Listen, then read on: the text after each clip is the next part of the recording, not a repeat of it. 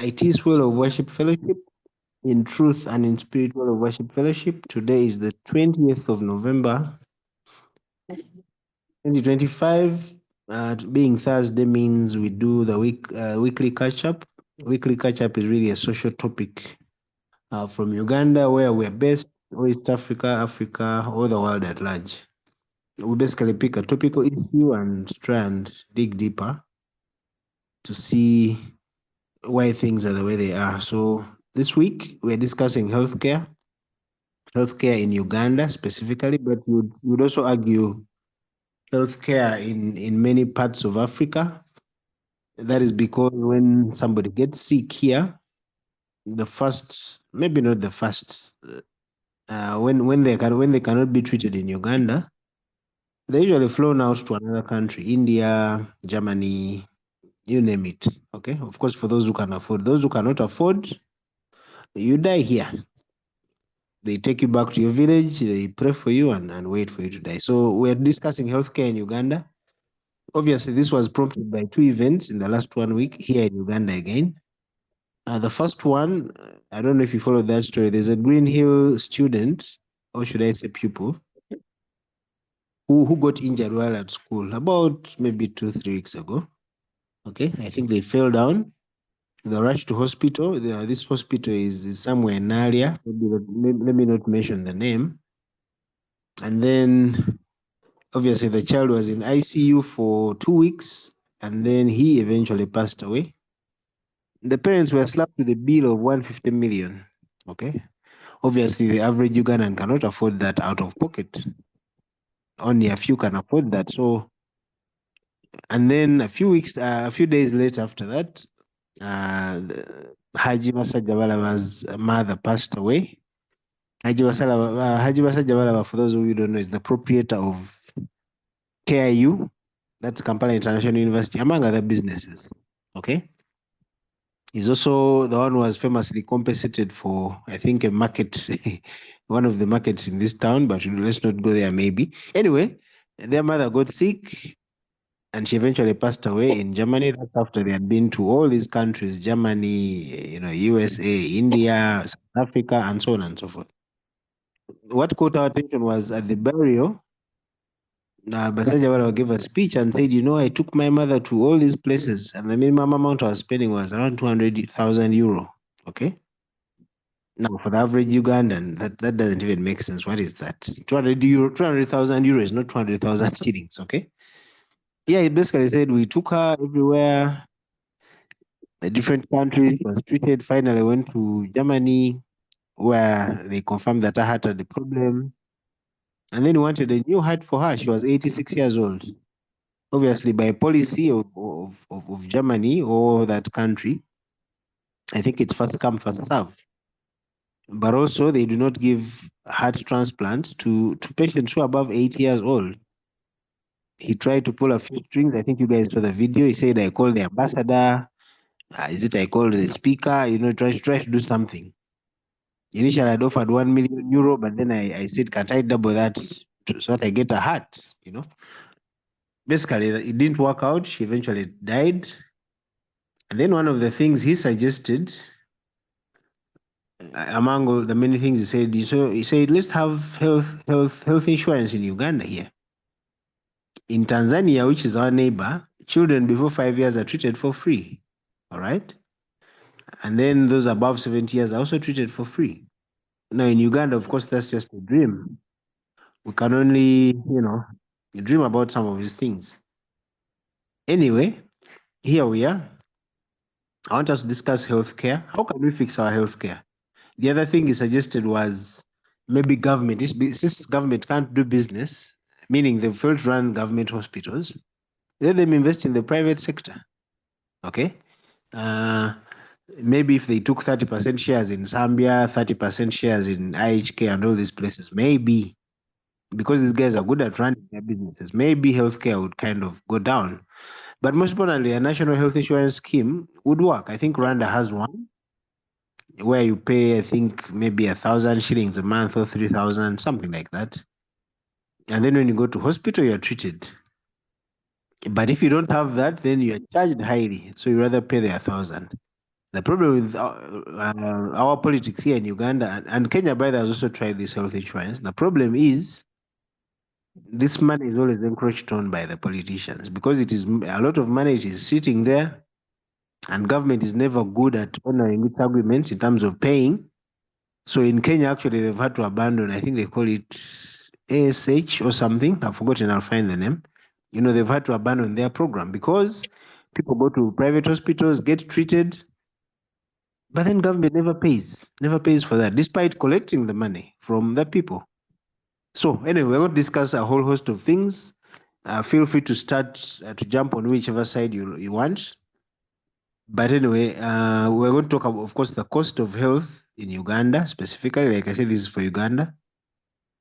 And then we'll discuss Haji Basajabalaba's, is it ethical to try and buy an organ when there are other people waiting just because you have money? Is that an ethical thing to do? Or are we speaking from this side of the divide because probably we don't have the money? So we don't know what it means to actually have money and you need to serve your person. And there's a solution. Probably if he had been in another country, he would have got a heart for his money. Anyway, was it ethical? And then remember, he said he spent over $6 million on the mother's treatment. That's about around 21 billion.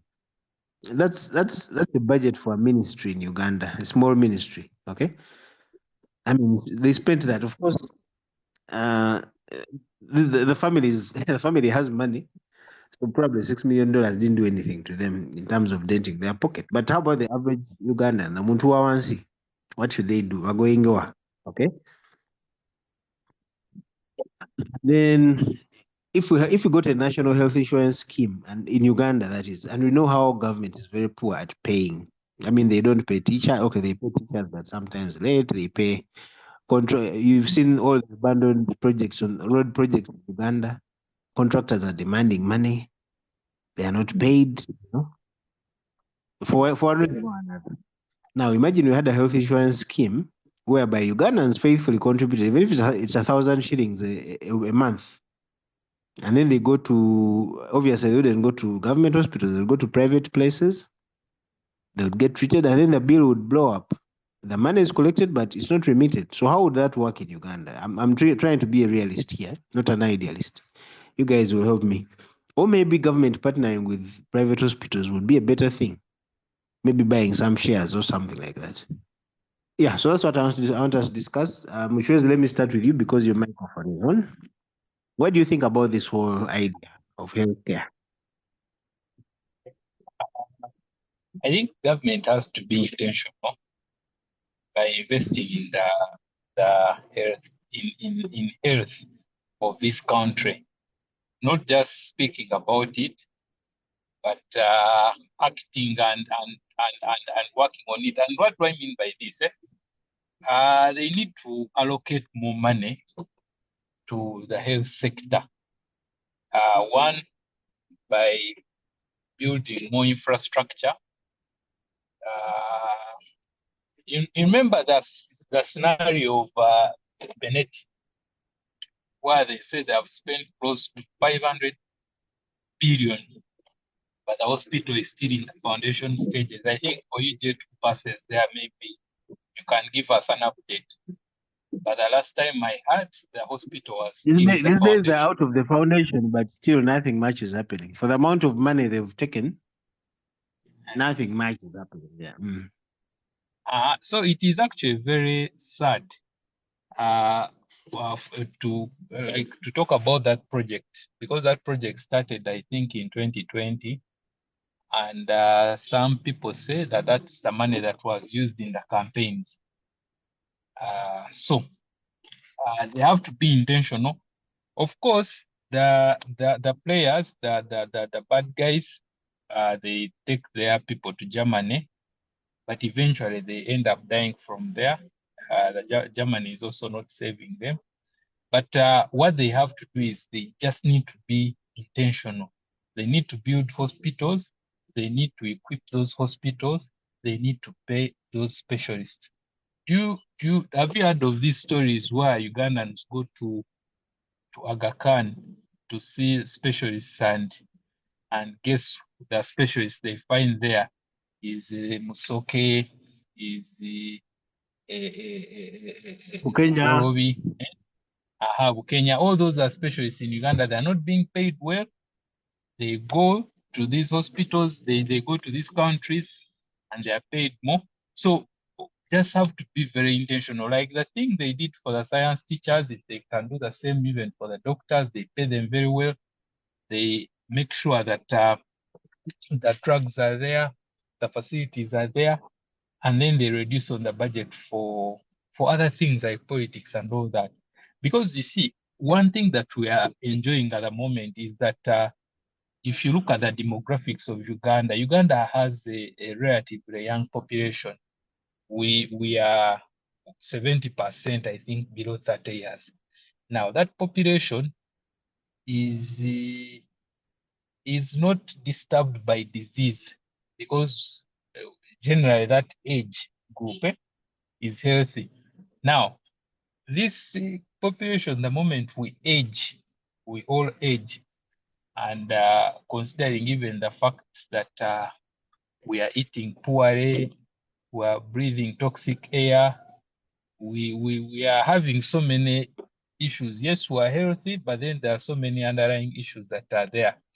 So we might be sitting on a time bomb, and this is where the government has to be very intentional. If you're putting up a rural specialized hospital, please do it with action and with seriousness. If you've gone to Marago, there's a specialized unit for women and children.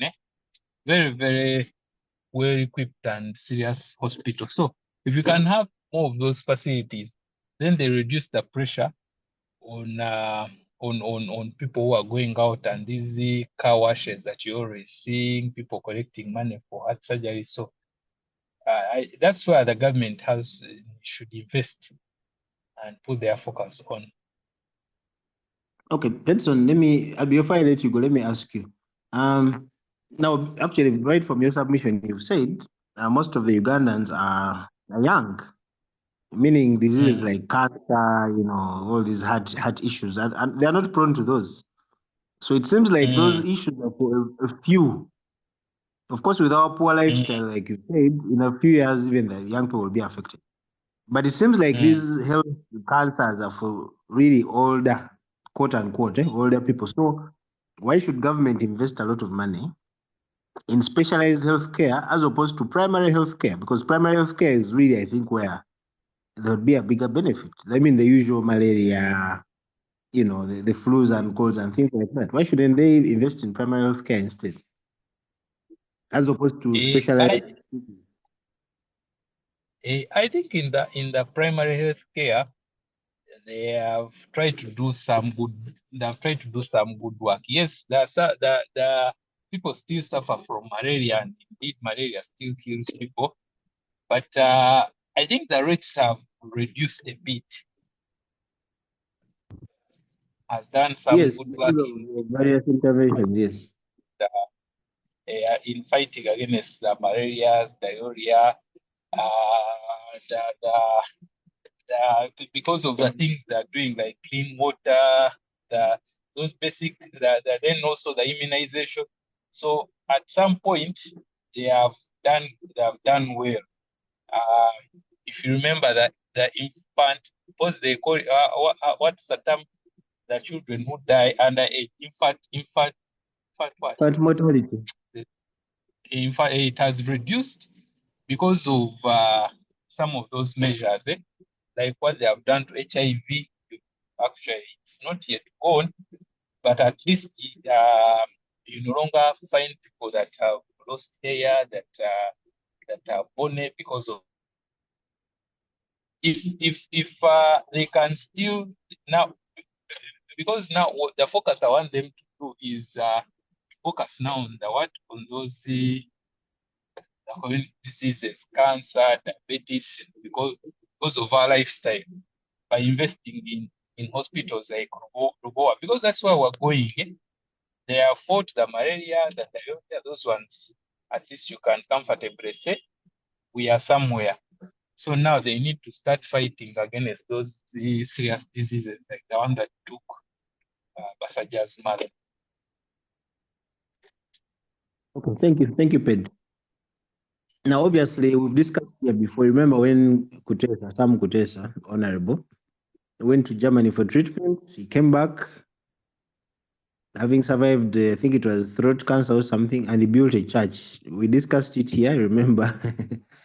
Mm. And we seem to say, it's his money, he can do what he wants. But most importantly, maybe our people, they consider that more important than a hospital. Anyway, I don't want us to get back there. But Kutesa is an individual. But how about government itself? Let me bring in Francis first. And by Let me bring the in Francis. individual that was making noise, Mm. the individual that was making noise, Bassajabalaba, he has a hospital at his university. We can He also go actually there teaches and doctors. analyze that. Eh? He actually teaches doctors at his university. That's a good point you've made. Yeah. So we can also go there and analyze the things that is asking for government to do. Is he trying to do them at an individual level? Because you see, yes, he's talking about the national health insurance, and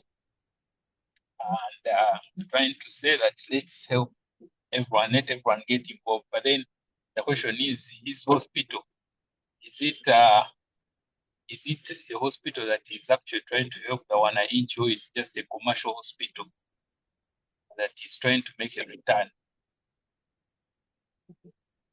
Of course, it's a commercial hospital. You guys saw the exhibition they did on KIU recently, how they extort students. Anyway, that's for another day. I wanted to bring in Francis at this point. Francis, Yes, please. of course, we know government invests heavily in security to protect the gains, obviously. The road network, they've tried. Education is performance poor. They've done absolutely nothing. Uh, Human resource development, absolutely nothing. Farming is just a scam through PDM. Health is again poor. Why do you think government is not prioritizing health for Ugandans? Who are they? And I'm mistaken.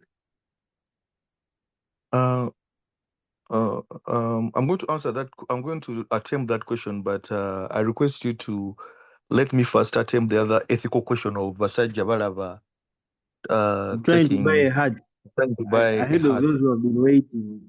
Okay, you Yeah, go on. Go on. let me first get there.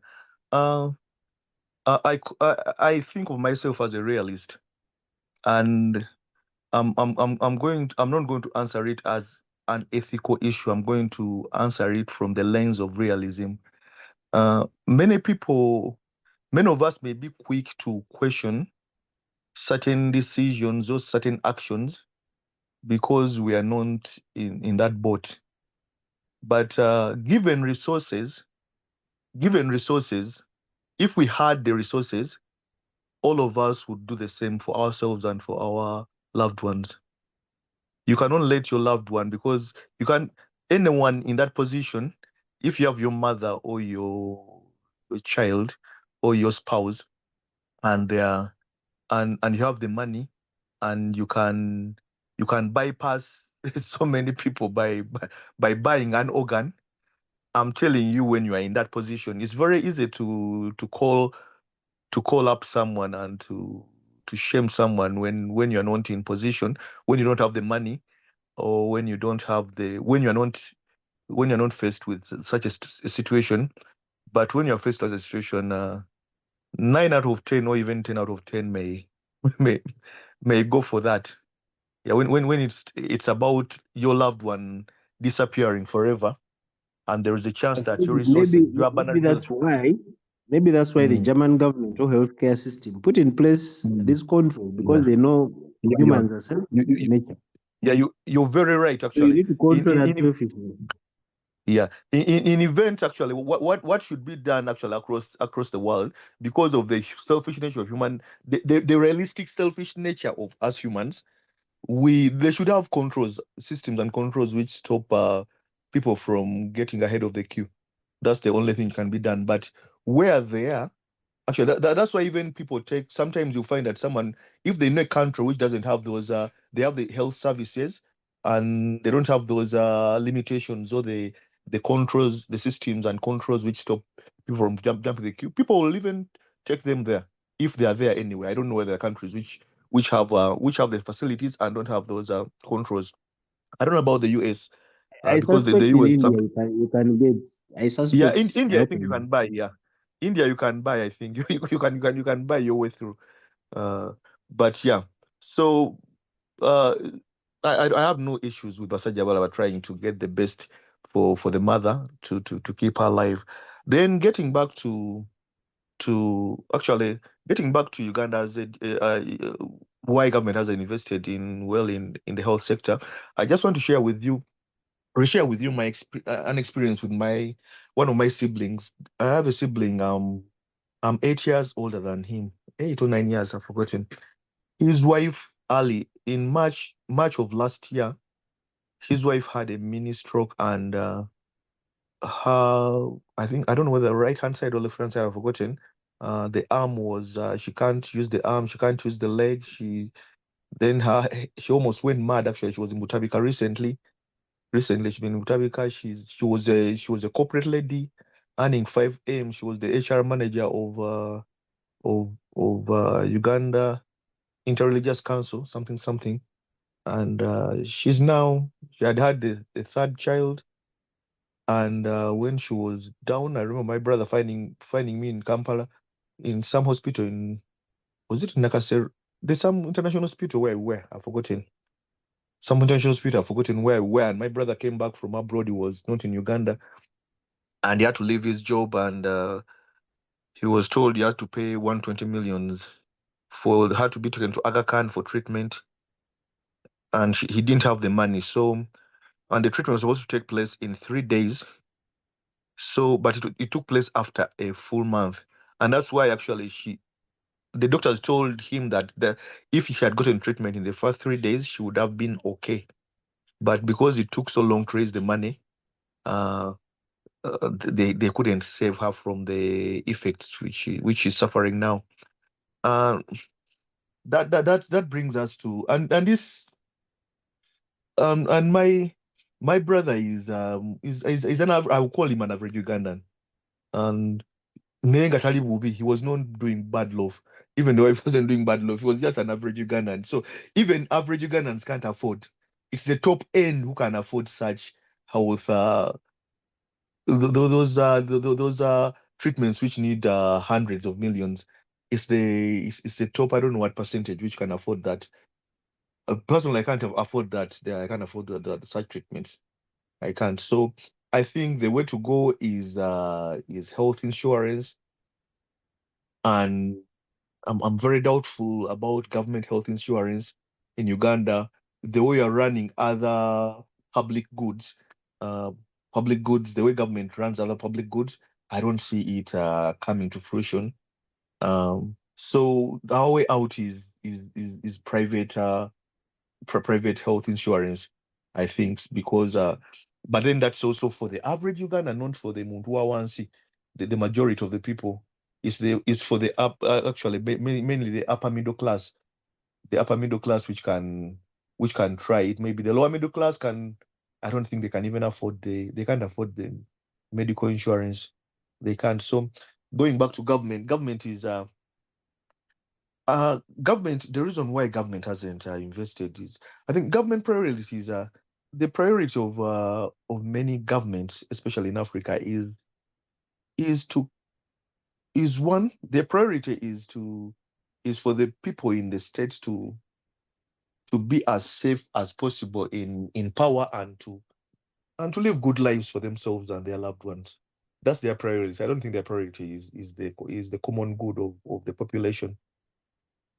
So it's most governments, most of our governments here, not only Africa, most third world governments, their priority is to make sure that's why they overinvest in the military to make sure that they strengthen themselves in power.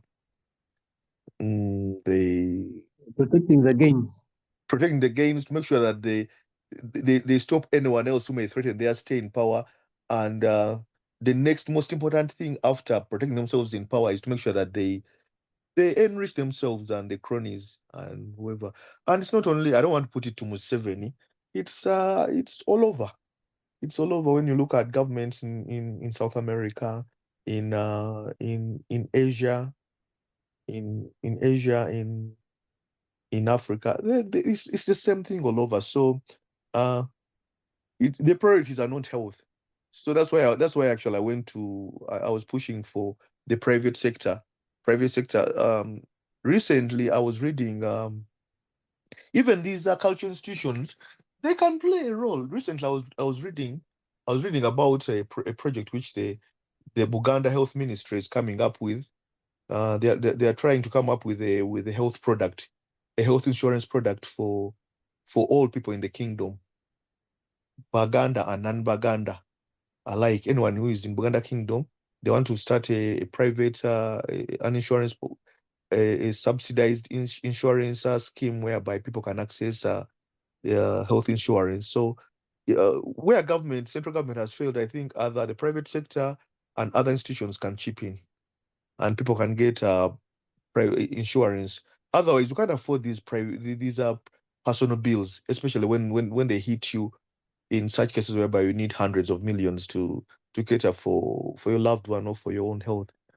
Thank you. Thank you, Francis. Basically, we are all one health crisis away from absolute poverty or bankruptcy, for that matter. Many of us, if we're even asked to cough up, just let me even call it 20 million. If someone said, "Do you have 20 million today?" and I sort out this health issue, many of us would struggle to raise that 20 million. And by us, I mean the average Ugandan, even here on this call, really. So we're all Mr. just Mustoke, Mr. Mustoke, just a moment. If you look at, if you sample us just in iTiS, the iTiS people in iTiS, I don't know whether the ones everyone can the raise ones I even know, 10 million. even those who seem to be well off, I don't think we can cough hundreds of millions if we are in that position. So and so that shows how the plight. If you're a sample of Ugandans, that shows the plight of Uganda. Mm, thank you. And the ITs people we're talking about are not necessarily your average. Anyway, by name Punu, can you talk? Now, obviously, where government is not able to provide a service, as you come by name Punu, where government is usually not able to provide a service, the private sector usually comes in and fills the gap. I think that's what happened in education. That's why there's so many private schools and all these. And I guess that's why we have now so many private hospitals. And then when we go there to get treated in ICU and all, they bill us properly because it's expensive to set up a health center. Dr. Gracious is here. He'll advise us eventually. But the cost of healthcare, let's start there. Oh, good evening. Good evening. Not clear? Yes, we can hear you. Obviously, what has been mentioned earlier is as accurate as sunlight. It's not like the fiction of us attempting to own shares in the Indian Ocean. It's the reality of Uganda. And like you said, I think you said there that every one of us is just one health crisis away from poverty. That's if you even have anything before that health crisis. The layers to this conversation are so many that you even wonder where to start. But the good thing is you highlighted in the post that you shared what could be some pointers of discussion. So yes, Uganda is in a real health care crisis, and it's unfortunate. I'll begin with an example and a story. And of course, many of you will have one. But I have been in a place where I needed high-level medical care for my late wife. And sometimes when I use this story, people misunderstand it. But it's a story that I have learned many lessons from, including the fact that I need to have regular checks to know my situation. We just imagine someone who goes through a pregnancy very well, and through all the antenatal, normal birth, normal delivery, and then 4 months down the road, they have, stage 3, stage advanced liver carcinoma, like they've had cancer of the liver for all that time, and they go through a pregnancy, even a delivery, it's undetected. And even when you go to the hospitals, you spend a whole month, they are saying they are not sure on the claim that cancer has a tendency to hide, and so the ethics, the system is just not, it's not going to save Ugandans. And so when you look back, we got to a point when we needed to airlift her to India. Of course, with the arrangement, we have a donor. Actually, we had 2 donors, and coming from the family, and they were all going, processing paperwork. Paperwork takes ages, and then they said, you need an air ambulance to airlift her. And the only air ambulance that was available was at Aga Khan Hospital in Nairobi. The AMREF one and the UPDF ones were not available. The one for Aga Khan, I think, was going for $50,000 at the time, or whatever it was, about that.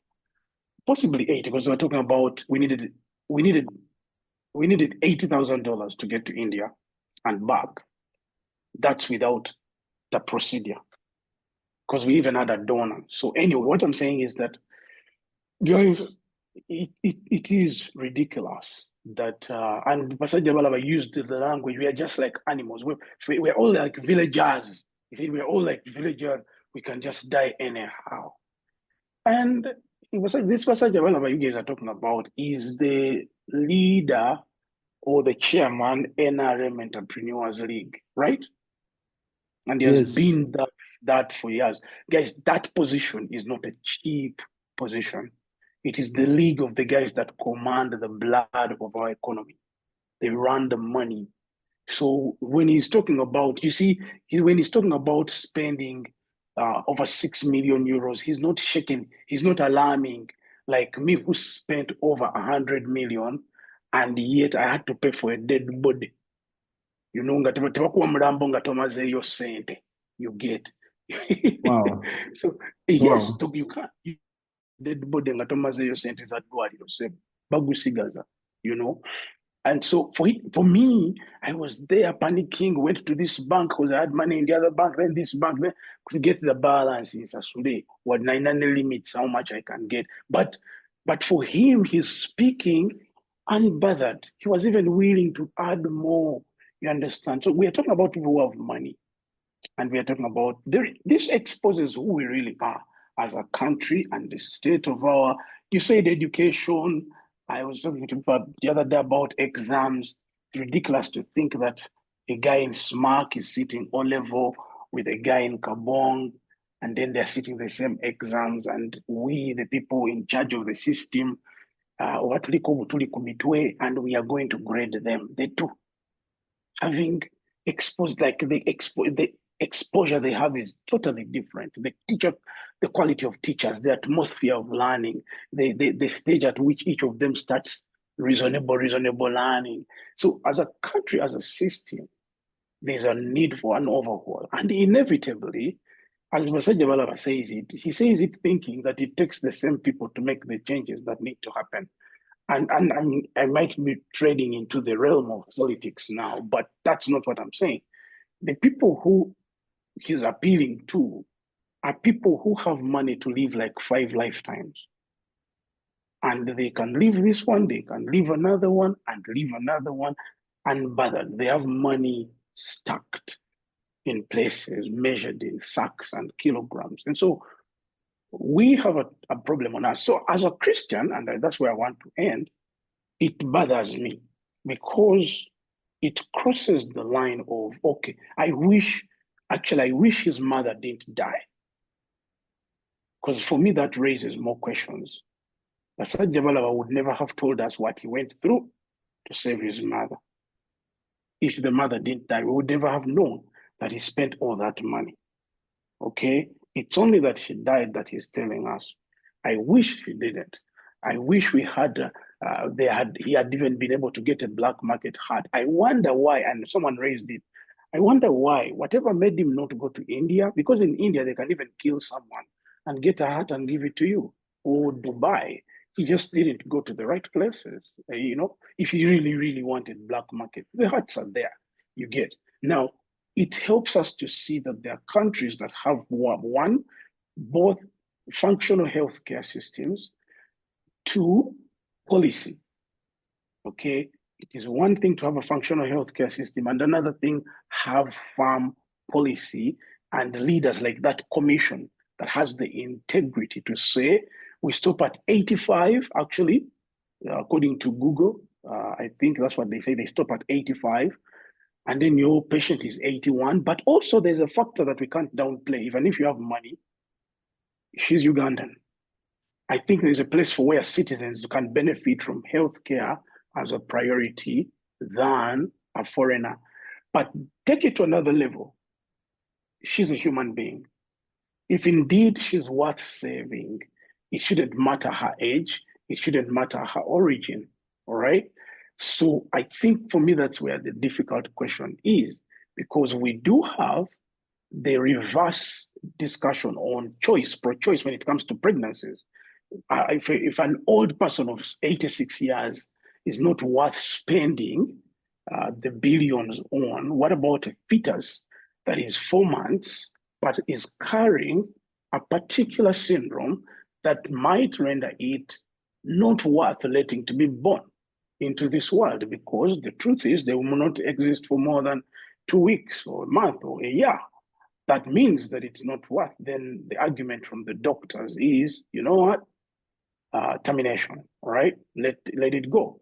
So the ethics involved are very, very high level, because then we have to discuss every human as being created in the image of God, and then the place of technology as a gift from God for the thriving of humanity, and then our responsibility or stewardship of it. For example, if you have read 2 books that I've been through concerning biochemical technology, I think something like that. There's a guy called John Stott. He wrote a book, Issues Concerning Christianity Today, and he discusses a number of areas concerning biochemical technology, something like that.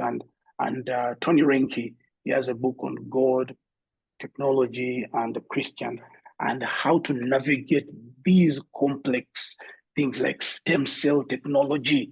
Okay, some of you, this is another level of it, but I'm saying that the ethics involved and the stewardship of this gift of technology, that in other worlds, in other parts of the world, by the way, if it was Elon Musk's mother, he wouldn't be looking for a heart in Uganda or Germany.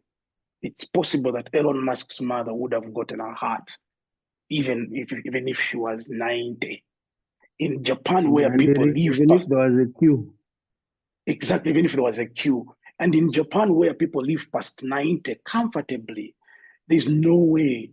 So you realize that on the other part of the world, God's world, where human beings are the same, in the same image of God, in Japan, people, they would have done whatever it takes to give that 86-year-old a heart if it is there. And the issue is not that there were no hearts. The issue is that there was a queue, and the queue was in Germany. It was not in Uganda. So in Italy, in Spain, where people grow very old, those Schengen and European countries, and Asia, people grow really old. 86 is old, but not like people can't walk up and we have people who are at 86. We have a president who is 82, 80 something. He's waking up every day to run this country. If he had a heart issue, we wouldn't think twice. And I'm sure he's probably had one, and we've not thought twice. It has been performed without our knowing. So again, thinking about when I take science and Christianity to the next level is this person still in the same model of creation with the assistance of a new heart? And that is a level that you may not want to get into. But I'm bringing in the ethics and the trouble that we get into, because some Christians say, no, we can't do that. because it brings in another person's heart, another human being's heart. So now this is a clone. This is not the original human being that God created. So I brought in several layers, but I'm just saying, look here, what we are dealing with here is our own problem as Ugandans. And we must think about it as Ugandans. The world, if this was a German lady at 86, and she was probably a mother of one of the guys or a powerful person in Germany, we wouldn't even get to know. That person could have survived in Italy, Japan, wherever. But this is our problem as Ugandans. And we have a responsibility, one, to do so much, to set up a healthcare system. We may be powerless, but we have to do so much. Then secondly, we need to have values. We need to teach people that they don't buy their way. And that tells you other things that he has been able to buy. So now that's one thing you have to think about. What other things has Bassajabalaba had to pay money for? Which together, what other things has he had to pay money? So that's revealing to tell you Ugandans operate and think like that. Germans don't. They may be corrupt, definitely.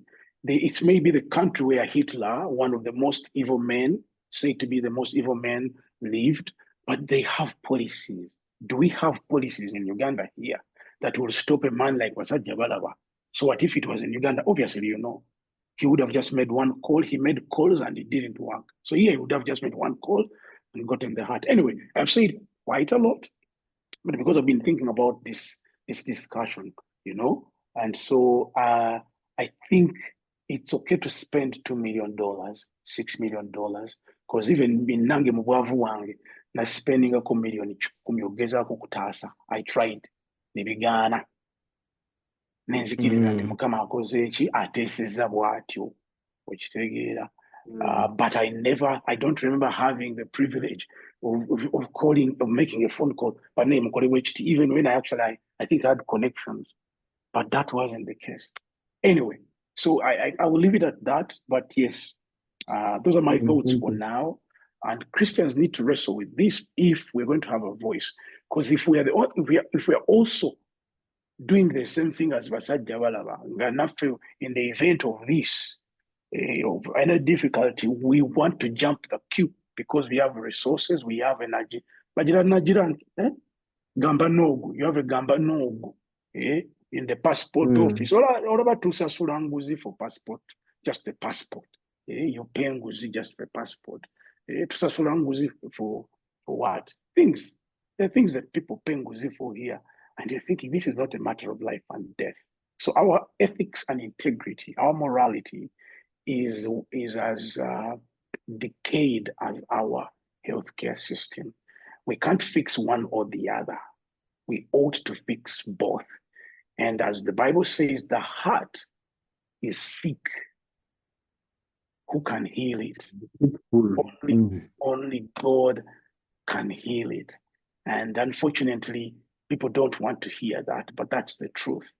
That human beings, let me drop this. Did you know that people fear, border people fear to be taken to Malago when they get accidents? Have you heard about that? Why? No, I've not heard about it.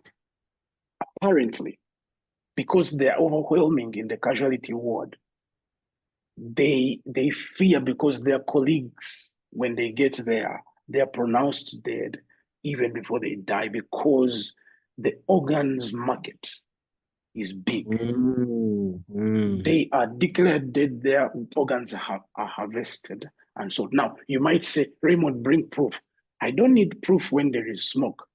Smoke cannot show up without fire. I'm not surprised it happens because it is even in Dubai and the Arab world where I'm not, we are told very well that these girls and these young people that they take, there are some families that are intentional on harvesting their organs, right?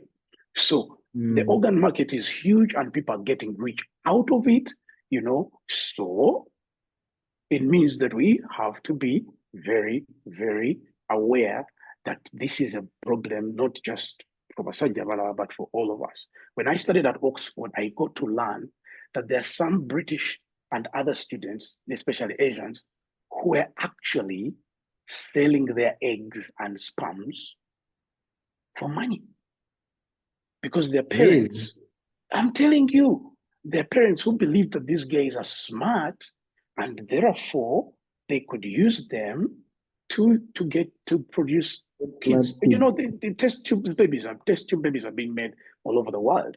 I was shocked that that kids at uni whose survival actually is because of their IQ and behavior, they're giving eggs and sperms to get money, which take it. So that's another part of the world. I wouldn't be surprised if it's also happening here. That but it's a whole can of worms. There is something to help us get into the conversation. At least that man runs one of the best hospitals in the country. Did you know that? Bassajabalaba has a very good hospital. The one in Barara. Yes, he has a good. Is it in Barara or Hussein? Hussein, actually, Hussein. Yeah, Hussein. yeah, he has a he runs a good. Yes, he runs a good hospital, but it's not yet a state of the art. Okay, it has taken him as a leader of the Entrepreneurs League. It has taken him the death of his mother. Okay, to realize that much of the money, and he made these comments, instead of investing our energies in removing term limits. Did you hear him say that? We should focus our energy in, revamping this healthcare system. You are confused. How do I view this? If the mother didn't die, would he think like this? Maybe not. So you're almost wondering, what should we feel now that, because he said, I'm going to make sure I take this to the president, and hopefully the president listens. But the other thing, do these people who can shoot us with random bullets, stray bullets on the streets, these people that can put people in fridges, do they care if you die? Will they reconsider investment? Because never persuading. These are people who will kill you any day. So will they care that you die of any other disease? Anyway, too many things I've said because I've been wrestling with this thing since I saw it, and I've had my own experience of it. But yes, I'll leave it there. Thank you. Thank you, Raymond.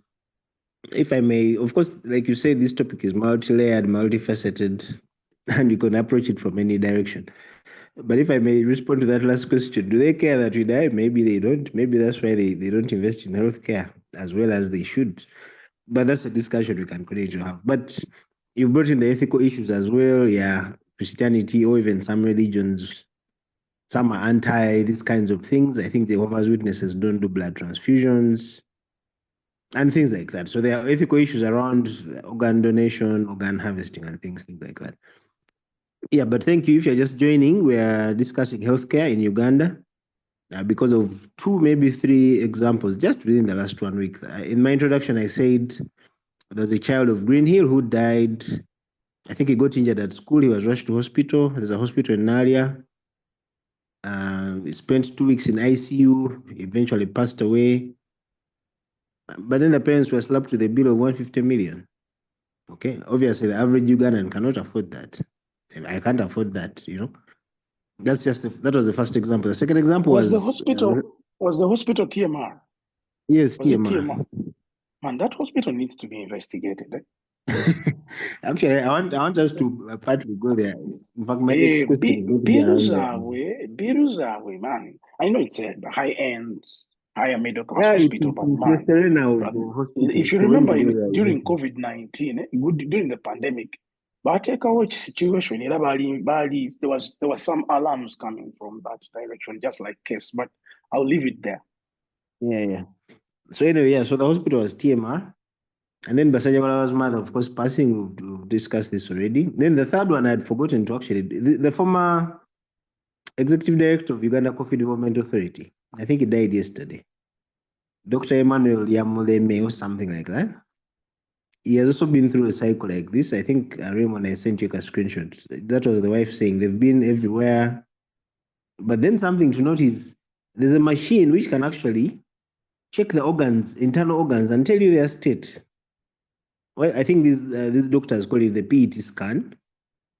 And it costs about $2 million to buy that machine, okay? How comes in Uganda there's none like that? I think Kenya has one at Aga Khan. In Uganda, there's nothing like that. Like I said, typically when government pulls out of business or when they do a bad job, it's an opportunity for the private sector. Why haven't the private people, even like Bassajabalaba himself, invested like in these kinds of things? We can only, of course, speculate. Maybe their money is better spent elsewhere. And we poor people have a habit of planning for rich people's money. Kale, you should put it like this. You should spend it like this, and so on and so forth. Anyway, so put in there.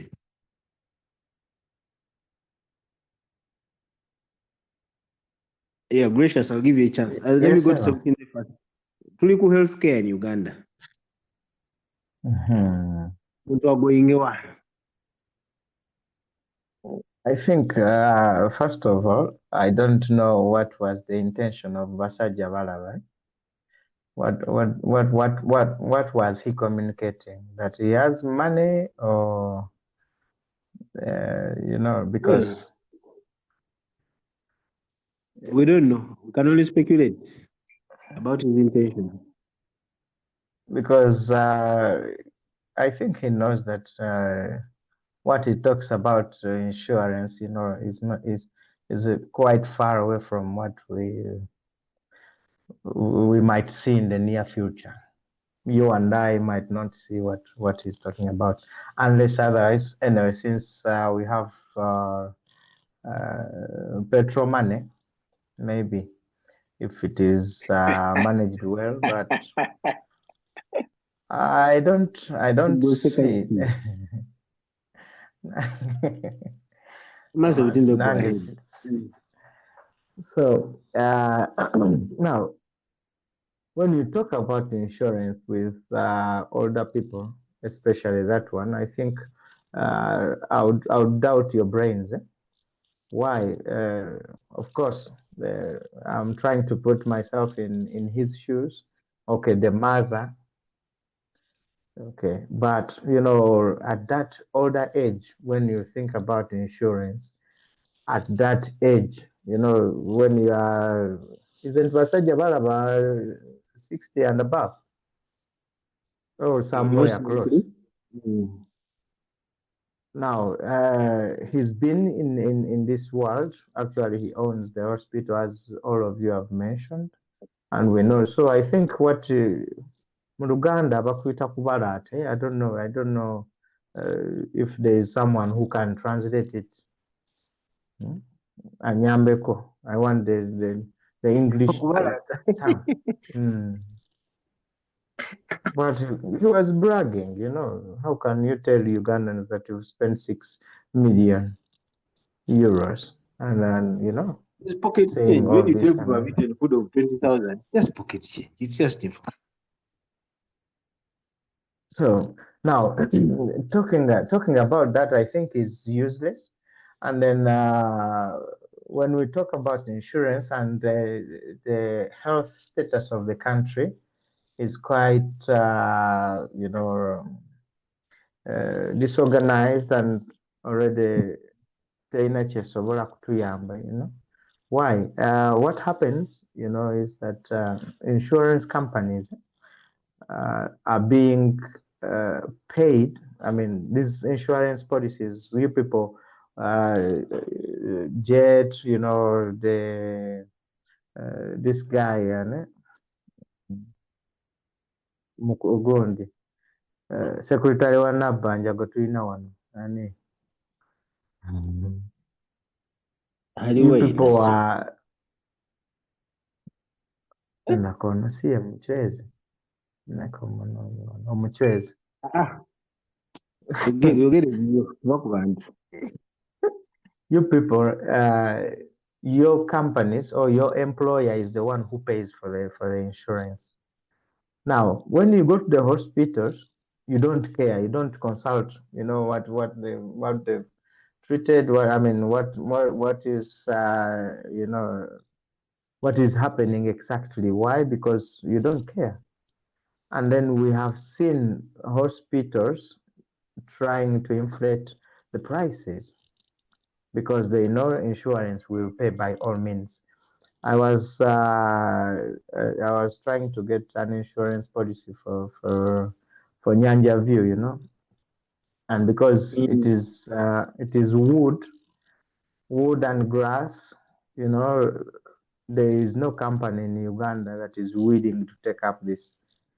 They say, yeah, it is too risky. We can't.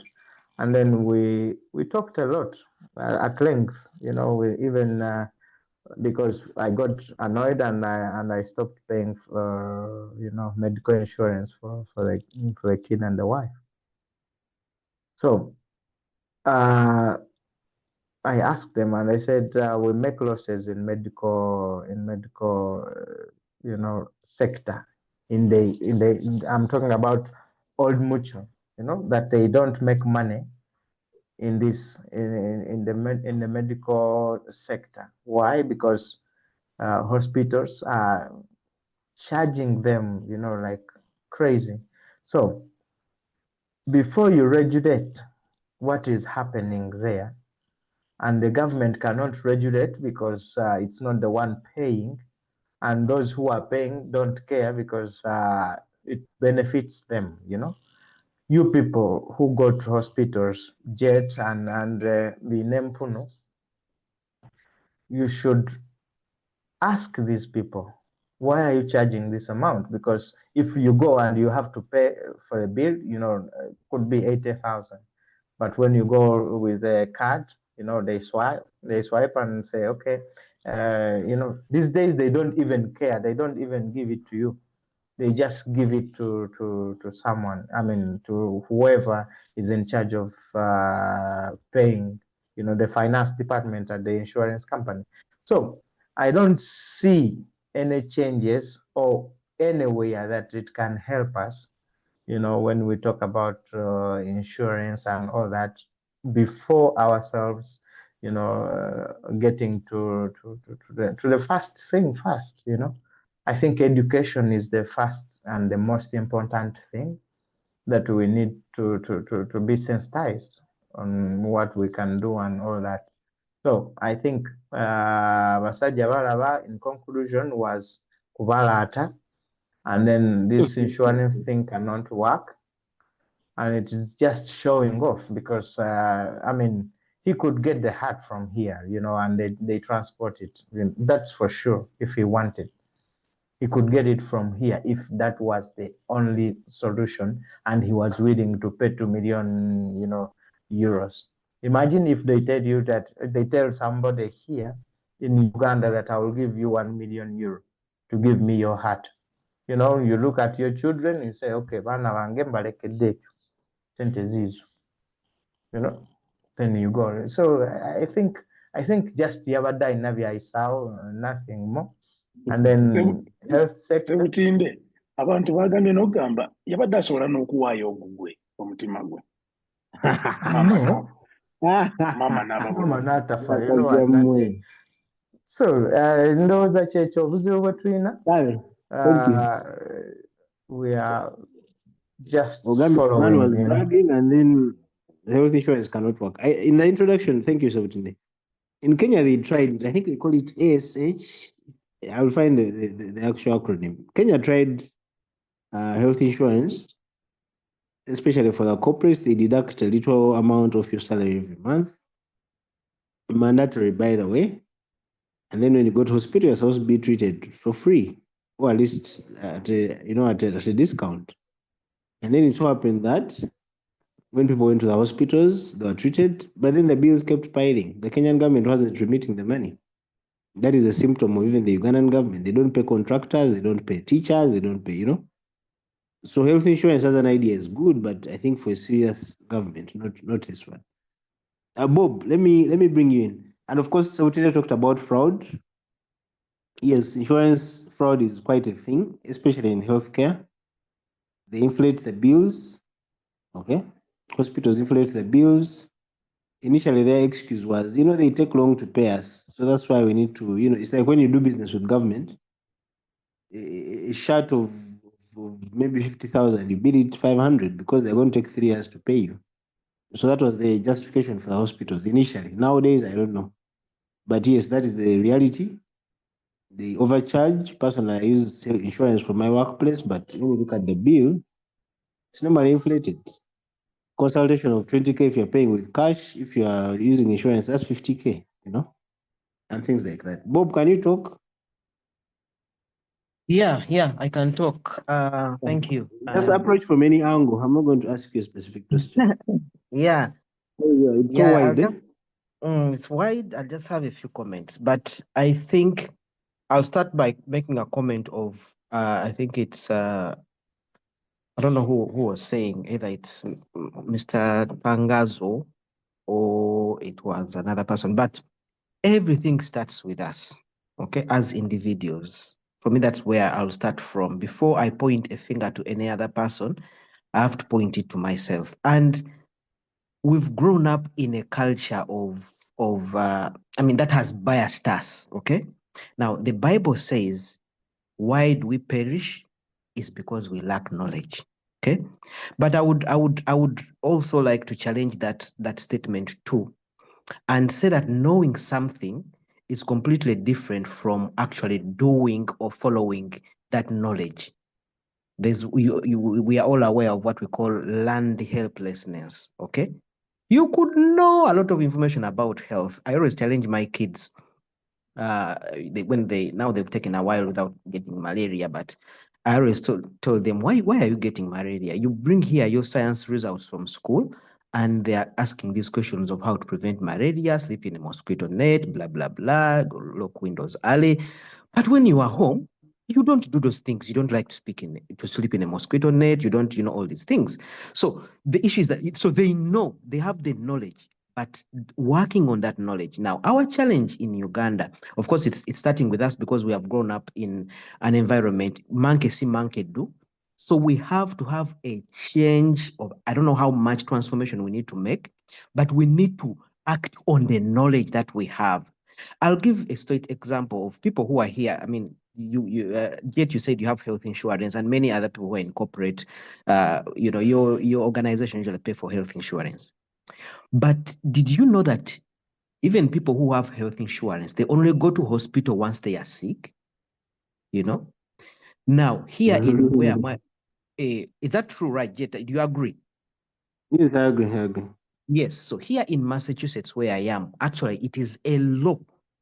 You must, as long as you are a resident of this state of Massachusetts, you must have health insurance. If they find you and you're a resident and you don't have health insurance, a violation, and you have there are repercussions for you. You must have health insurance. Now, when you have health insurance, it doesn't mean that they force you to use it. But now that you know what health insurance can do, for example, every once a year, if you are covered by insurance, I think this is true also in Uganda, you are entitled to a one-time go and do a thorough checkup once a year. I think this is true because when I was under insurance in Uganda, my organization, Uganda Federal Research Institute, was covering. But many of our colleagues, we didn't know that we actually had it. We only thought that you only go to use your health insurance once you were sick. But that bit of prevention is actually incorporated. I don't know if the health insurance providers also just hide it or they don't mention it, but it's a good thing for them because if I go for regular checks once a year, they check for my liver, we call liver function test, they do kidney function test, they do, blood works. Leave alone that big machine you talked about, which you said costs so many millions of dollars. But just doing a blood work of check, how is your liver? How are your enzymes? They can detect that actually your liver, they don't have to even find that it has cancer, but they will know that there's a problem with it by just looking at those liver function tests through just a normal blood checkup. So once every year, everyone should have this checkup done. But we look at it as a luxurious thing, as a waste of time. But this is covered under your health insurance. So you have that knowledge. Why don't you use it? Because early detection, there's a higher chance of getting completely healed from a very worse situation when it's detected early. The cancer therapies can work. They can burn those cells. But if it goes beyond a certain stage, they will say that but if it's detected early, you are better off. So what am I trying to say? Let us start by ourselves before we start even point figures at the system. Now that's the I20GO. Next step is in areas like, just as I gave an example, this, you would say that Massachusetts is a dictatorship. It says you must have health insurance. Now, in places where people are naive, okay, they've grown up in a culture where these things are not done. A good government can become dictatorial, you know, and do things in a way to protect its people. But our government is more focused on how do I stay in power. We saw how many police vans, you know, this is the sort of the day. Bobby Wine is going to campaign, which is a normal thing, but they will spend millions of shillings to send resources to prevent him from campaigning, okay, in a normal campaign period, than using those resources to take care of a certain healthy or whatever situation. Now, let's go to Bassajabalaba. I'll be quick on that. Is this the same Bassajabalaba who government gave millions of shillings for a business compensation or to prevent his business from going down? Is this the same guy? Well, not business going down. They said they lost business. Something. He wanted to take over, I think, one of the markets. To take over Nakasero, one of yeah, those. I think Nakasero. And it was not once. There was even where he if he's the one of the hides and skins. You know how Museveni says this guy's business is going down. They go to parliament. I've seen, I think, debates in parliament where the same. Yes, actually, he has been given money like 3 times. Yes, I mean, this is the same guy who has used our resources, which are supposed to be taking care of health systems, maybe implementing mandatory, you know, coverage, or making sure that there's drugs in hospitals, make sure that these blood works are in the hospital, the machines are working, the labs are working. This money is being given to this one single guy to make his business succeed. Now he comes here and brags, or as we call it, someone call it bragging or whatever. I spent so much. That is our money you actually spent on your mother, you know. So some of these things are these guys, they disguise themselves, but they're actually Uganda, and then they are bragging about it. So the government is not focused at the health of the people. They are more focused on how do we stay in power, how much those businesses, of course, the president or whatever gets shares on some of those deals. Anyway, I hope I'm clear on that. So government here is focused on a totally different thing. How do we stay in power? They're not. There's a documentary which this guy did, and they were showing the ambulance which Janet Museveni gave to the people of Kirukura or whatever, and it was a small like border thing, and the room it was locked in was like a ramshackled, you know, thing. So instead of an ambulance, a real ambulance that can help take people to hospital in times of need. So our government is not focused on that. So we need a government that is going to focus on taking care of its people. This is not the case. So it starts with us, it goes to the government, and unfortunately the government is focused on a different priority. So the system is not going to move on. And so as I conclude this, we need to know, I mean, once we know what a good healthcare system should be, then we need to revamp the whole system has to be revamped. By the way, very many years ago when I was in primary, you know, we were not getting that sick. I remember there was a lot of focus on prevention. You remember? We would make sure you cover your toilets. And we were kids and we were in the village. We are talking about being in the village. And the toilets were always smoked. They were always, but these days, I don't know, the whole prevention thing. So people are more exposed. So insurance businesses cannot thrive in Uganda because you will become sick eventually. You will become sick because of the environment. I mean, I've been here for 5 years, but I've even never had a small headache or even had to visit the hospital for anything other than just going to do a checkup on my body. So in an environment where a single disease is going to knock you off, insurances cannot make money. You know, they work in numbers. So and so will go, and so will not go. So we will use the money that the other person did not use to get some profit. But you guess what? One person will go and the bill will be 6 million, and it will overshadow all the other people who have not gone. So insurances can't make money. So in the absence of government hospitals lacking the equipment or the resources to be used, even the Panado is not there. These private hospitals have ridden on that, have taken advantage of that, and they can charge whatever they want. But if the government had the resources, not wasting them to keep themselves in power, but ensuring that these facilities are well facilitated, the hospitals of the government would be equipped with medicine, with equipment, and these private organizations will be forced to reduce their cost because they'll be competing with what the government is providing for free or at a lesser cost. Kankomao. Thank you, Bob. I'll give you an example of Rwanda. Rwanda has health insurance. And the last time I checked, actually, government schools in Rwanda as well are at par with the private schools. So parents don't even need to go to private schools because the government schools are equally good. But I'm sure Mr. Kagame also wants to entrench himself in power as well. So I think, yes, the number one rule of politics is to keep and retain it. But I think ultimately you need to move beyond that. As I think Tanzania too, I think it's again, it's Bassajabalaba mentioned in Tanzania, when you're below 5 years, treated for free, above 70 years, again, I think something like that. So health insurance can work, but like you said, Bob, and I think Sautunde before you, there's no will. There's no will to even think about it or even make it work. Gracious, can you talk now? Gracious is the doctor, actually. Oh, yes, Can you please, talk? I can. Yes, Yeah. please, I can. What as a practitioner, what do you have to say Uh, about this? Mm. Oh, sorry, in case there's any background noise, you can notify me because the place where I am, anything can come in somewhere working. Good evening, and the discussion is actually very sensitive, though it became quite a bit broad, which is good. So I would try to come from any corner, as you are saying, because it is broad.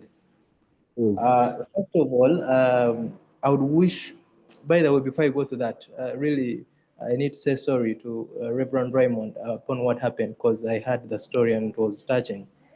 We thank God he got over that. So, one general thing is, let's not forget that we're dealing with many fallen people.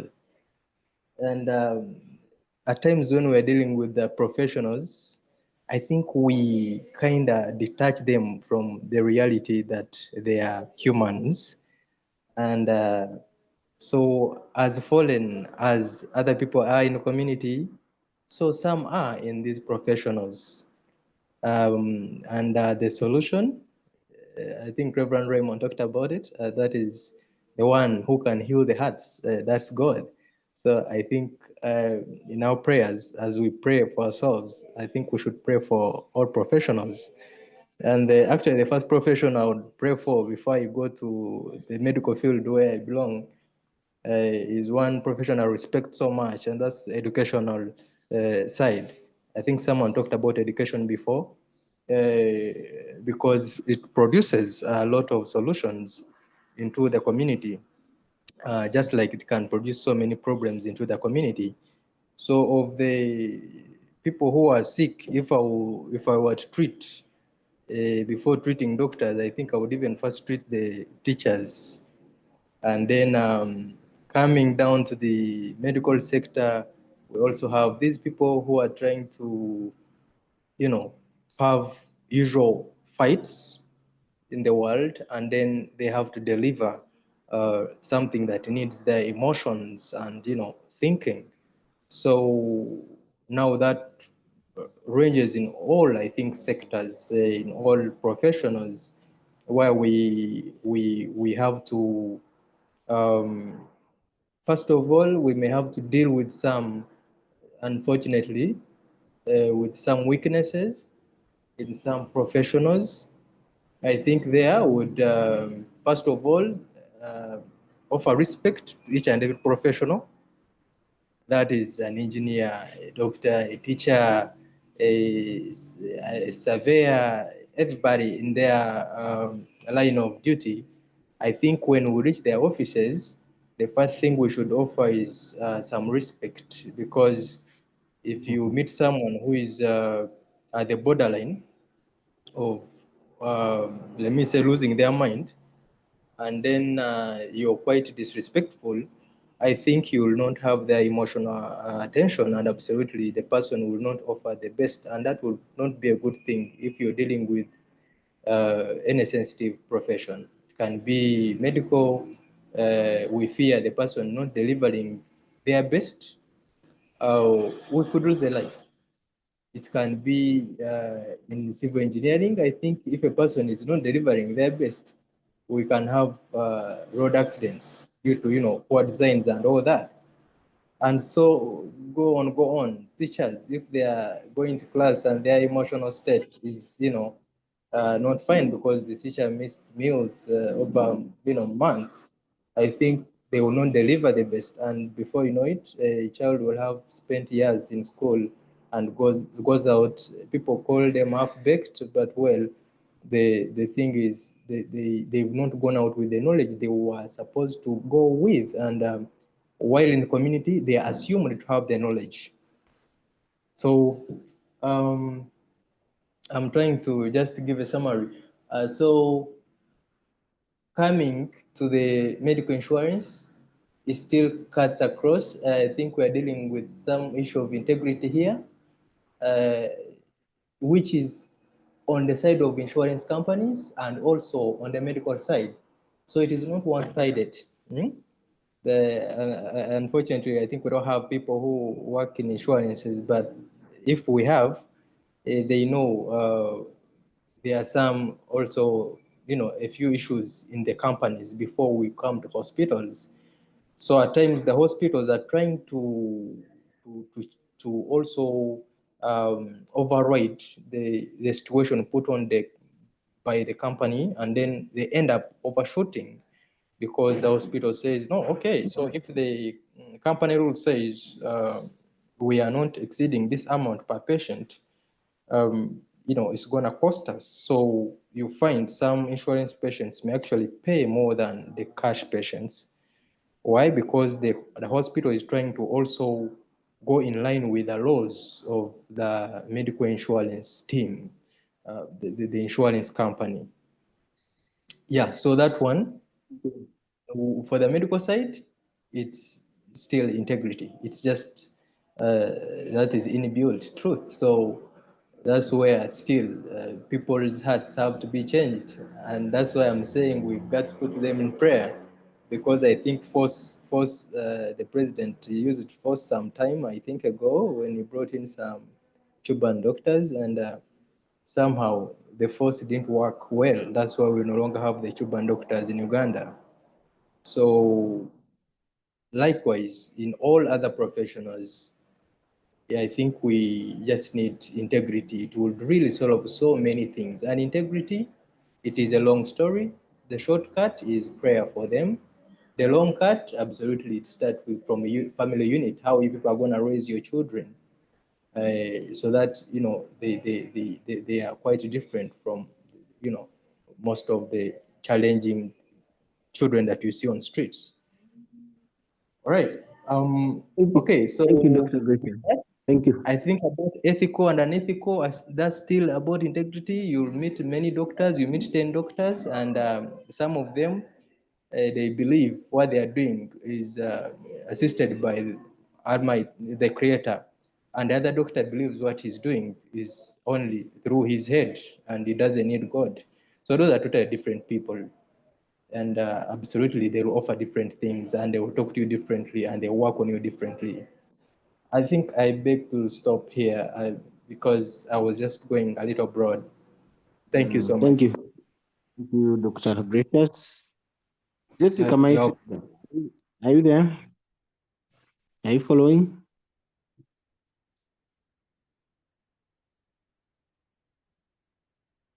Okay, Jessica can't talk.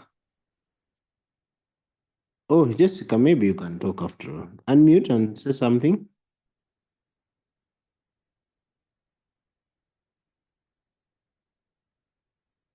I thought you had actually turned on. Anyway, it's okay. Sharif, do you want to talk about healthcare in Uganda?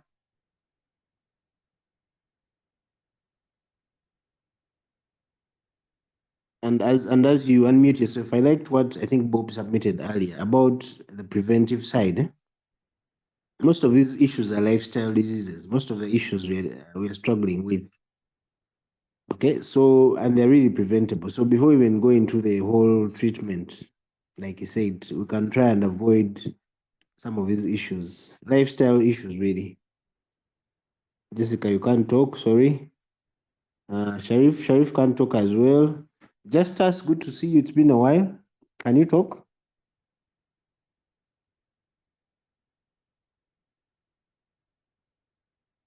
Okay. I guess they're tuned into a radio station. Let me go back to Omuchwezi, then I'll go to Beinempun. Omuchwezi, how can government, let's try and see how it would really work. Can government really do a healthcare insurance scheme? And I've you know been what you know about government. Like, would that even fly? now. Me, my take on this is one is these insurance companies are profit-making companies. I remember for us at work we had a certain insurance company. Let me not mention the name. But after the first contract, okay, during that contract, one of our three of our staff got an accident, and the bill was really expensive. Eh? In fact, we blew out all the premium that we had paid them.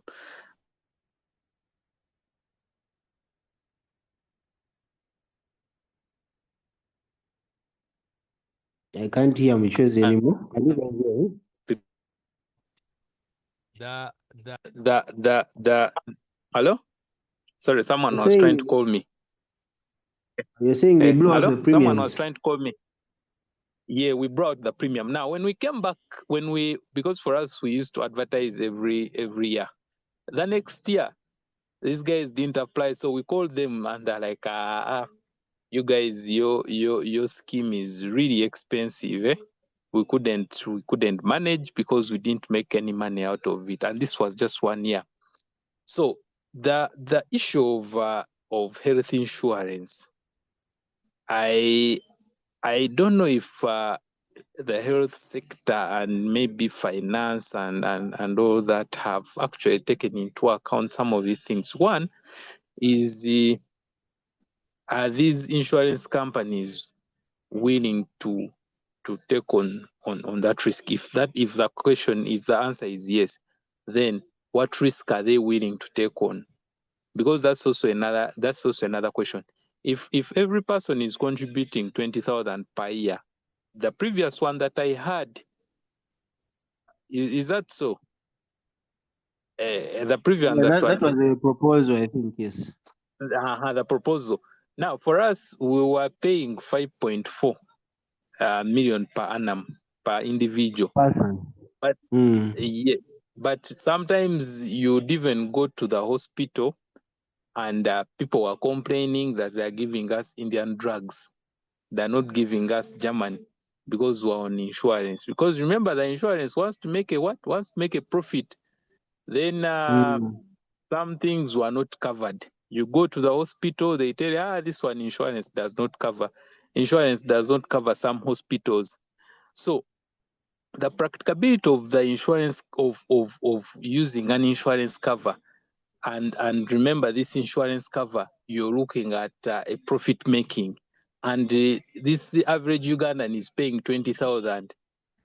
I doubt how practical that will be, because the diseases that we're looking at, where we need cushion from, where we need to be insured against, is not malaria, because at least for malaria you can treat. Even if you don't have money, someone can just go and drink those herbs and he gets well. People want to treat against diabetes. When you even getting an insurance company, they will first ask you, do you have these diseases? Do you have any heart diseases? Do you have any kidney diseases? Do you have any cancer? So they can assess the risk. Now, if insurance companies are going to if we're going to get on health insurance, they will still pull back that same list. 20,000, you find they're only insuring against headache. Which headache you can survive? So the health insurance with that money may not be practical. But the only practical thing is, one, we need to intentionally start investing in healthcare. because if you guys have been, hello? Government, you mean? Yes, government, because you see, the thing that we need to appreciate, is it because of social media, or it was happening and we're not knowing before, or it has just started happening? The things of car wash, the things of adding us to the group, the things of save this and this, save this and this, you've seen how they have been on an increase. Now it means that we're under a serious health threat. So if we can have Rubowa constructed, because the people, that the policymakers and the big people may not go to Rubowa. They may actually go to Germany, as we are discussing. But if you put a Rubowa, some people can actually go there, or some people can go to Aga Khan. So we just need to have those infrastructure, and government just needs to be intentional on this.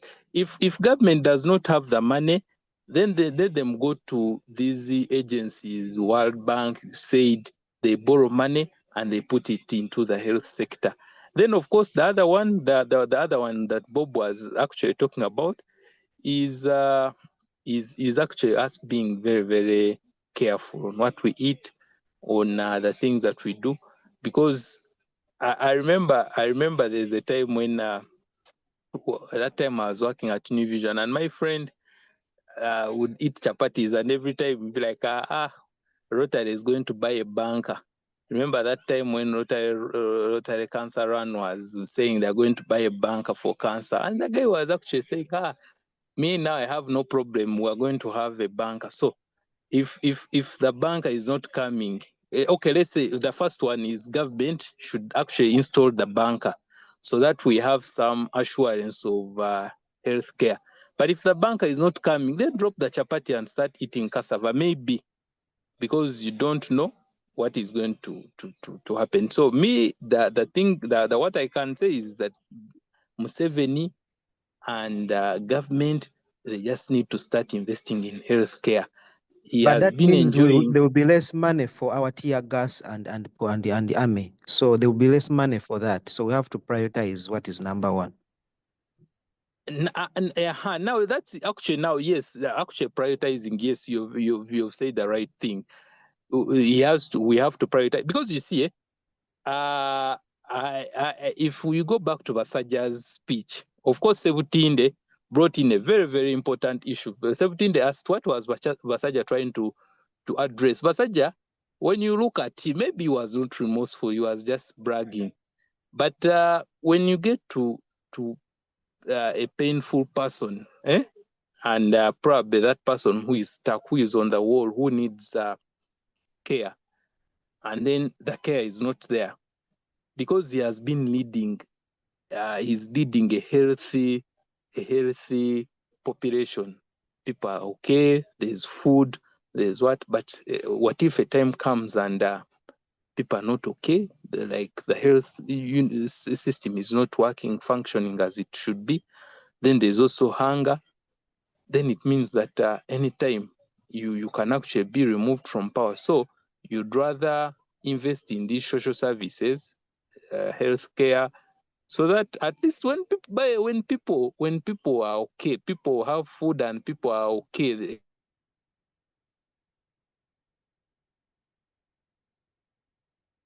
Petson has gone off again, but I think he had made his point. Did someone try to call you again, Pet?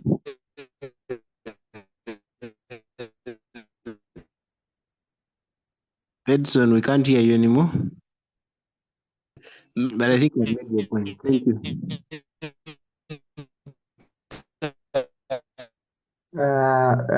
Jet. Yes, Sabutinde. I also want to bring some light to what the president said at some point. I think we also overwhelm the health system, the public health system, as I think he was answering some journalist on the nomination day, where he said everybody in Kampala goes to Mulago. Yet Mulago is a national referral. And, where are they supposed to go? before There referral? are health centers, 2, 3, 4, 5, until, when you go to even regional and then national, because each region has a referral, when it fails at health center 5 or 4, whatever, it goes to regional, then to that. I think one of those health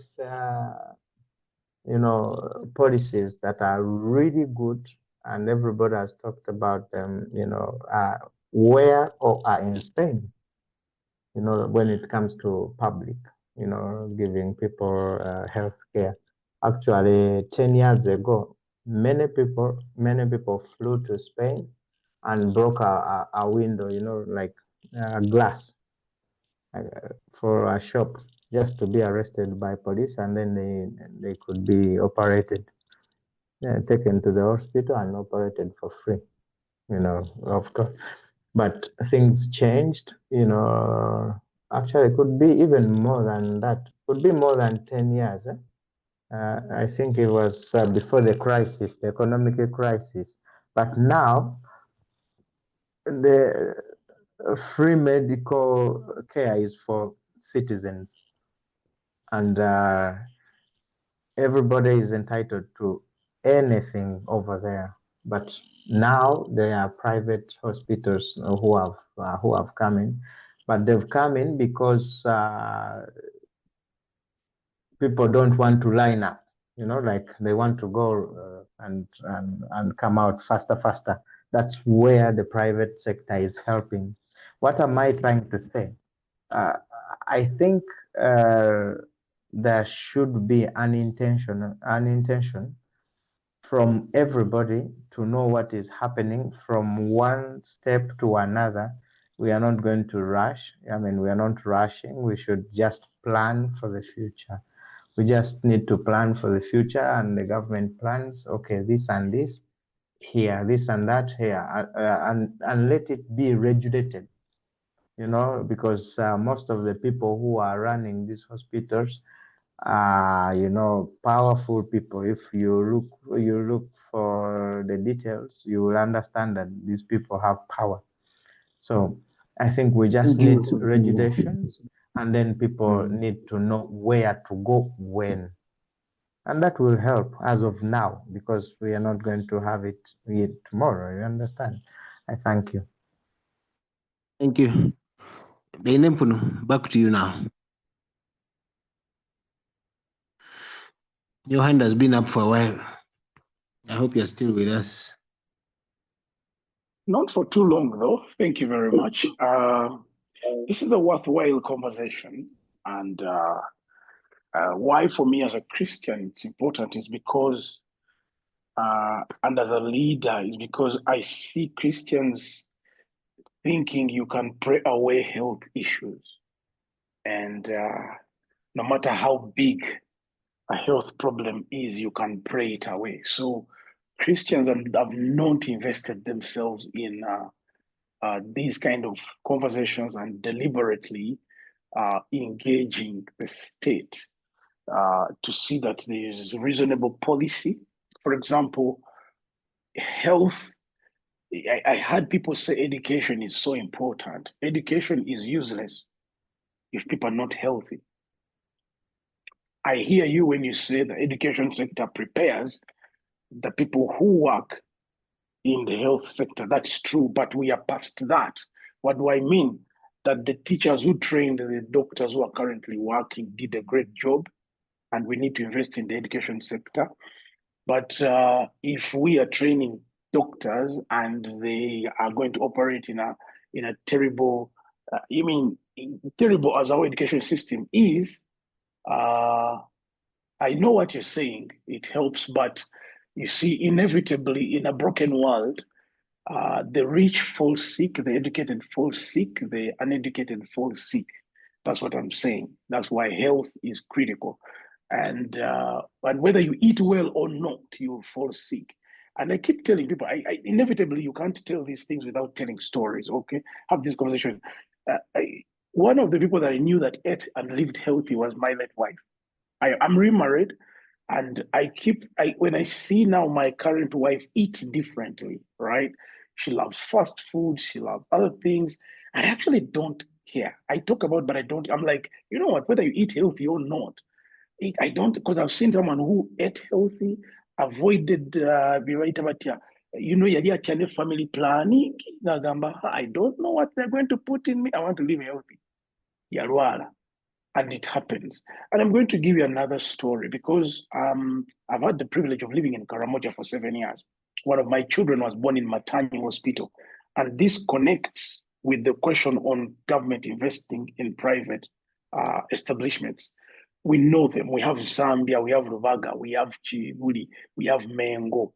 And we know that these hospitals are able. In Karamoja, in 2015, when I was giving birth to our daughter, 2015 years, we were living in Moroto. At the time, they didn't have a tarmac road. We were living in Moroto. They didn't have a gain in Moroto. We had to drive to Matany, 40 kilometers away, every month, I think, to see this gain in case of anything, but also regular. Matany is a Roman Catholic established training, nursing and training, whatever midwifery training hospital. It had experts from, and I'm sure it still has, experts from Italy who are performing surgeries. People from Soroti and parts of the eastern part of Uganda would have to go to Matany. If you were at Matany, chances are you would get very good healthcare. When it came to giving birth, we went just to check on Moroto where we were living, the Moroto regional referral hospital, just to check. Because we were there, we would go there. We went, and there was a priest in the Anglican church there, working at the diocese. We went with my wife just to check. How is it? Are we able to give birth from here? And we found 8 mothers ready for delivery. And they had only 1 bed. And there was 1 mother on it. But because I'm a priest, the midwife told me, your wife is 4 centimeters. She has to stay. At least I'm going to remove the other mother and put your wife. I said, you cannot touch that mother. And I didn't have a car. I talked to a friend of mine. They brought a car. At midnight, we drove slowly. And we were in Matany in about close to an hour and a half. And at 4 a.m., we gave birth in Matany, and it was safer because for them, they have many beds. They had many beds, okay? And each mother, at least they had, I don't know, those of you that are doctors perhaps will know that some hospitals will have even a round bed that can take more than 1 mother. They can have a delivery ward that can take more than 1 mother in places like those. And it was good that there was provision. Like Akati, I had the privilege of asking for private. They gave me an option. Reverend, for you should get private. At least they had that. And how much did it cost me? 85K over 100K, in my time. And so the argument to invest in these already established religious founded or church founded, whatever, hospitals is reasonable. Historically, even as you see the Red Cross, we have seen religious foundations play a major role in healthcare, all right? And I think that's why even the symbol of the medical association is either a stake and what? Stake and snake, whatever it is. But there is that, representation. There has been a major role that religious foundations have played in the medical care. That's why even when it comes to education, government, very well, its schools are like 25%, if at all, or 30% of the entire education system. The rest is private and largely run by religious foundations, religious establishments. So the argument to invest or to partner, the government might fail because, wait a minute, when the government wants to lobby, and I'm not saying they are not, but they're not being intentional, $2 million to buy that PET machine is peanuts. The government can do it if they understood its importance. But the struggle with ROI, what they call return on investment, is how many Ugandans are going to be willing to pay the maintainers. you don't even have people trained to use it. You know, Bassajabalaba talked about machines that we have in Uganda that when they break down, people can't maintain them, they can't repair. It's not because we have not invested in such, but we have invested. You know the Amare armor factory in Nakasongola? Do you know we have an armor factory in Nakasongola? Do you know that we are even making tanks? Tanks ezirwana mukimanyi tukola armored vehicles exactly. So we cannot pretend that this government cares about us. And I can put it clear. The level of investment in security and army preparing ourselves to fight. Obviously, we export security. Some of you will know that we export security. We export our elite forces to, help and fight wars elsewhere, and we generate income from that. That's a different discussion. But what I'm saying is that investing in the church or religious entities, they have that mandate that stems or is founded from a godly calling to care for human beings. So government can if government did that, it could go on and do its nonsense elsewhere, all right? But at least invest in these guys who are willing both to invest in the expertise, in the time, but also in the compassion that is involved in healthcare. Because healthcare is not just about expertise and equipment. There's a compassion involved that government doesn't hold. Government just does what keeps it running. And if it means it at the expense of the citizens, it's okay. When you die, we still have other voters that are going to be here to vote. And that's what we do. That's why we can even shoot you and kill you. We have other people who will vote, okay? And even if they vote or if they don't vote, we'll still be in power. After all, we have made guns to keep us going. So that's what I would say. I think I second the idea. It may be as if it has come in a bit late, but no, it's not too late. I think for the sake of the future, I can assure you that the Catholic Church runs an investment scheme, or not investment, a health insurance scheme. I'm sure you guys know about that. Anyone who knows about that? No, but the Catholic, Yeah. they run. You check. Yeah, they run. They run one. They run an insurance scheme. Okay, the Muslims are mandated to have a healthcare system, just like their economy would, that caters for the needy, the masiki, the ones that can't afford, sacrificially. And equally, the Anglicans are trying to work out one. They were late, but they're trying to work out one. And they've been trying to work with these insurance companies, but it is hard when you want to partner with them because for them it's commercial, for it's business, for you it's not business, okay? And finally, I have tried to use insurance and I backed off. Even it's because it's money, they want to make money. After my accident, it became very hard because now I need physiotherapy twice a week. And my 2-hour sessions every day are each 50K, that's 100,000. No insurance company can do that for me. Post my accident, they were never going to take me on. And initially before that, I was trying to run one with my family and then every year we didn't need the money we gave them and the money we needed to go through the year. And that's on my side of things. I've said a lot, but that's for me on the investment in the private sector and going slow on this commercial healthcare system. That these are unregulated monopolists that all their goal is money. That's all they come for in the industry. And unfortunately, like fuel, supermarkets, and everything else, they're unregulated. Maybe because they're being run by the very system, the big wigs in the system that is preying on the citizenry. Anyway, thank you very much. Thank you. Thank you. We have 8 minutes to go, Bob. What do you have to say? Yeah, no, I want just say some information. I just never forget nti amalwaliro galina ba brokers ngenda kuwa omulwadde njagala akange.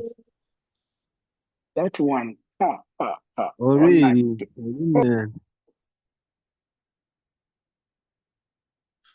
Okay, Okay. Bob. Yeah. Let me make my You quick come sum. after. Let Bob Okay. first finish.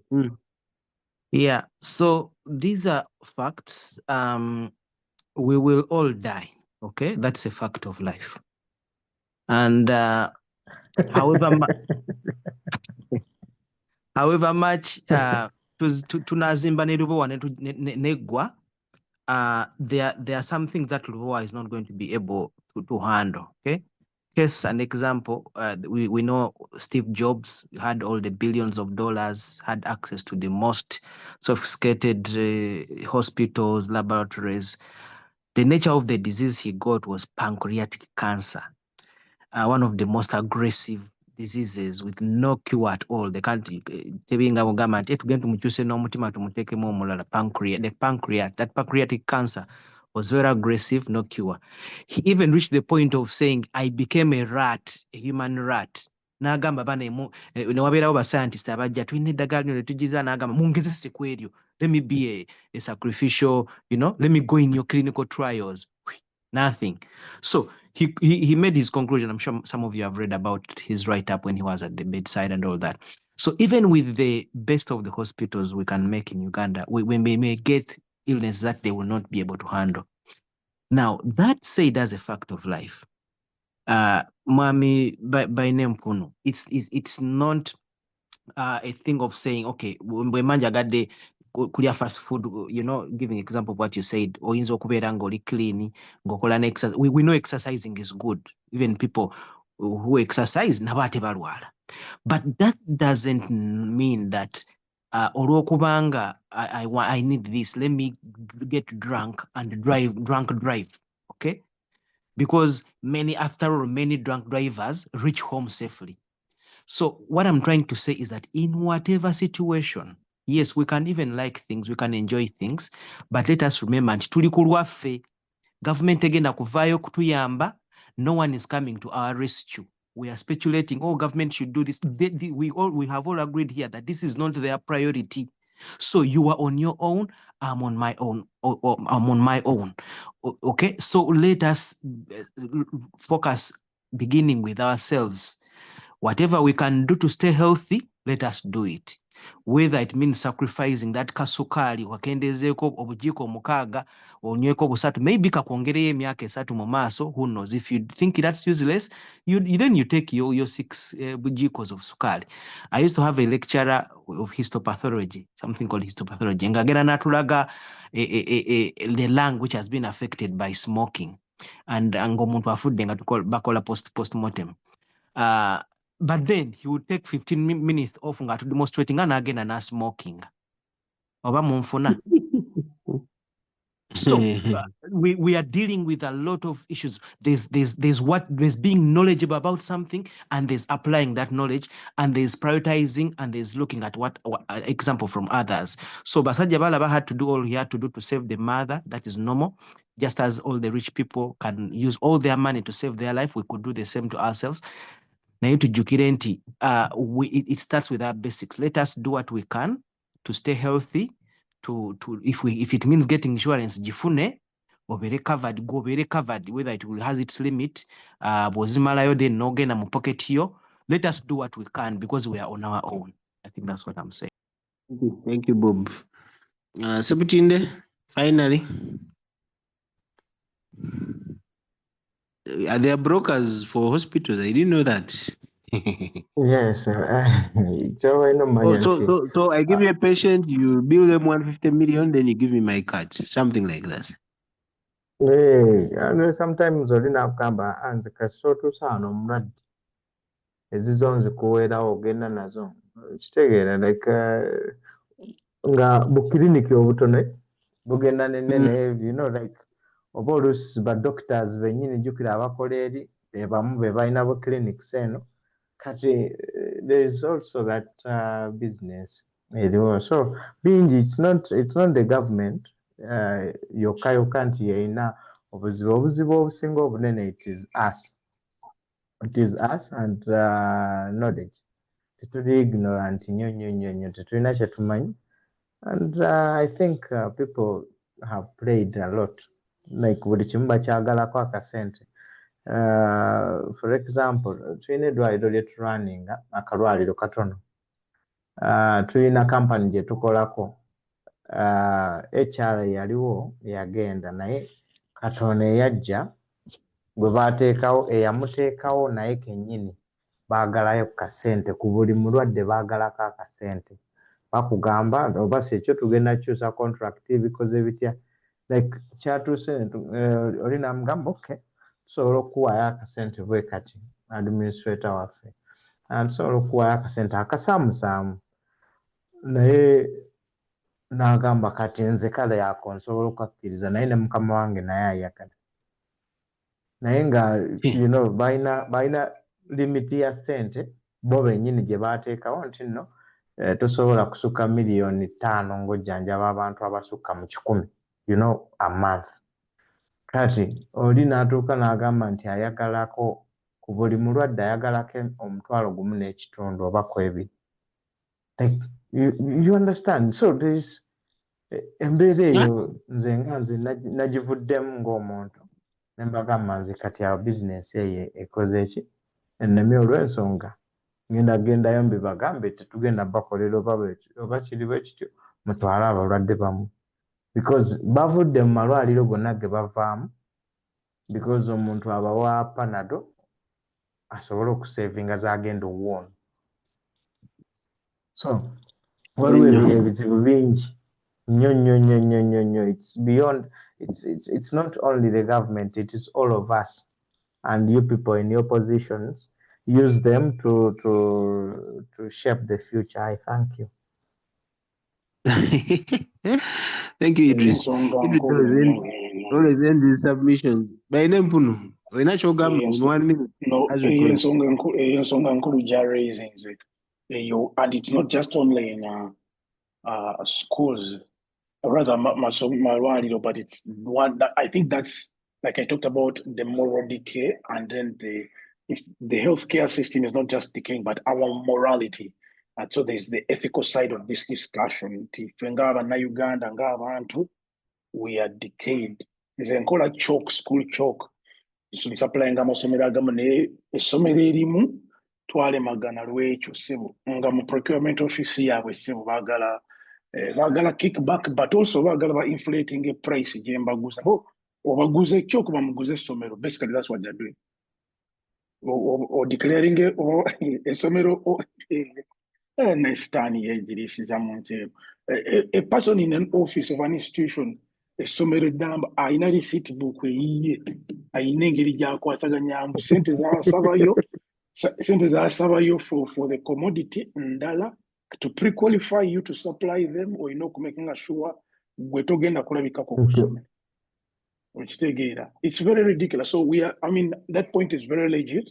You can imagine how they put you out of business just because of that. Like some lumpens have to eat off the health care of their people. Yet when things fire back, then they are nowhere to be seen. Exactly. Because you ate, you're supposed to cover their back.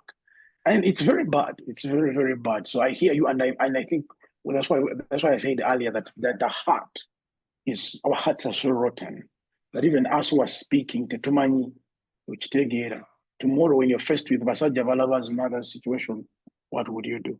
Anyway, I submit. Thank you very much, guys.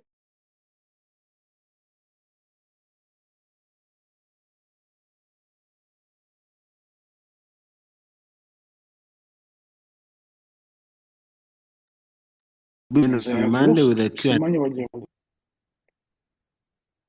We'll be back on Monday with Q&A session. I just wanted to thank you guys for being here. It's been a very good discussion. Obviously, we keep revisiting some topics. I'm sure it will come back in one form or another in the future, but thank you for your time. We'll be back again on Monday with Q&A. God bless.